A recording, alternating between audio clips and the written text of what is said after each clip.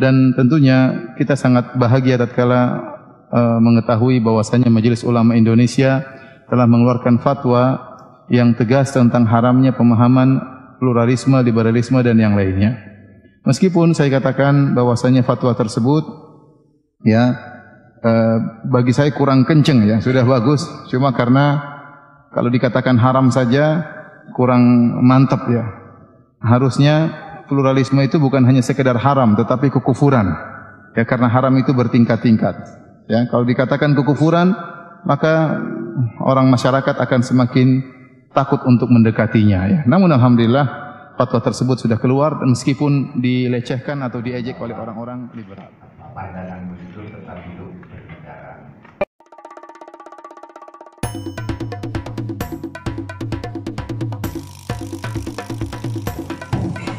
Ya, Assalamualaikum warahmatullahi wabarakatuh. Waalaikumsalam warahmatullahi wabarakatuh. Saya singkat saja. Saya ingin lebih banyak nanti tanya jawab aja Pak. Saya hanya memberi pengantar sama dengan apa yang disampaikan Romo tadi. Pertama saya ini hadir antara lain saudara ini adalah komunitas Gus Durian yang membawa pandangan Gus Dur tentang hidup bernegara ya, bahwa negara yang kita miliki ini adalah negara kesepakatan. Negara kesepakatan itu artinya negara yang bukan didirikan dan didominasi oleh satu kelompok, tetapi didirikan secara bersama-sama oleh semua ikatan primordial. Oleh sebab itu, hayatilah bahwa ini adalah negara milik kita bersama.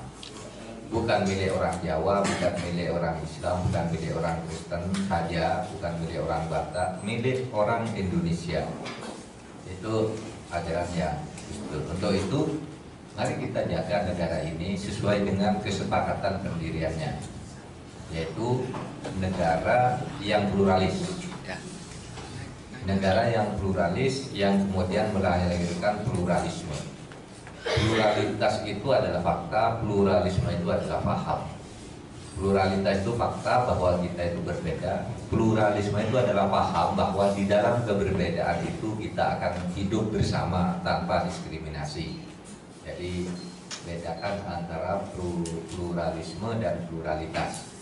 Pluralitas itu faktanya, kita ini faktanya beragam.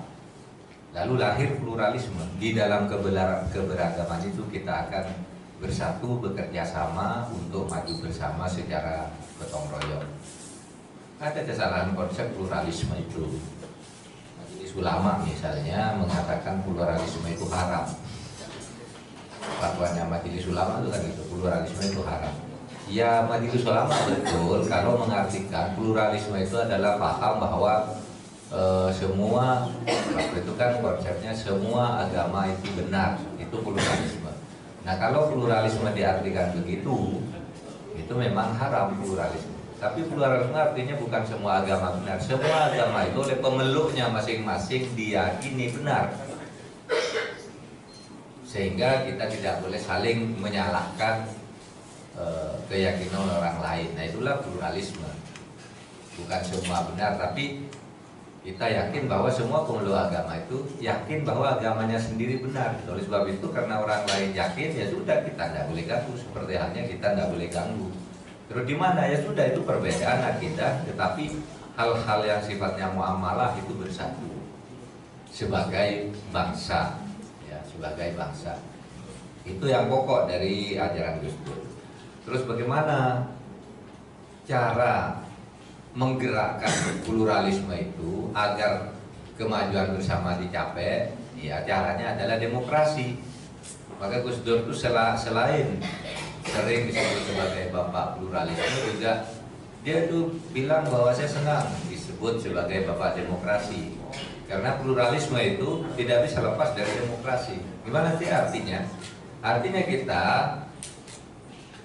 mengambil keputusan secara bersama-sama melalui kontestasi yang sehat. Nah, seperti sekarang mau pemilu kan, mau pemilu itu kan kontestasi yang sehat, bukan untuk bermusuhan. Di dalam kebersamaan itu, mari kita pemilu. Untuk apa sih pemilu? Memilih wakil kita. Siapapun yang dipilih itulah wakil kita.